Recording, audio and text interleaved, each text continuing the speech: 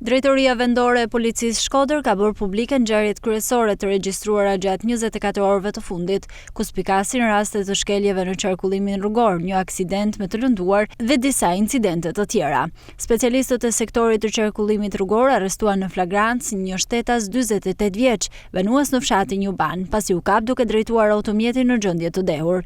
Po ashtu referuan materiale në prokurori për nisjen e procedimit penal ndaj një 47 vjeçari, i cili u kap duke drejtuar automjetin nën efektin e alkoolit, si dhe ndaj një 16 vjeçari që drejtonte automjetin pa leje drejtimi.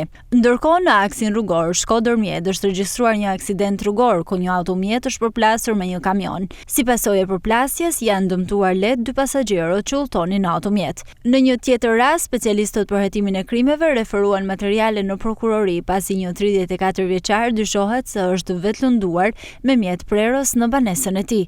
Ai ndodhet në spital jashtë rrezikut për jetën, ndërsa nga veprimet paraprake dyshohet se vuan nga probleme të shëndetit mendor. Gjithashtu, në fshatin Palvar të Malësisë së Madhe, një magazin është përfshirë nga flakët. Dyshohet si pasojë e një shkëndije elektrike. Nga zjarri janë shkaktuar vetëm dëme materiale. Të gjitha materialet proceduriale janë referuar prokurorisë, pranë gjykatës së shkallës së parë të jurisdiksionit të përgjithshëm Shkodër për veprime të mëtejshme.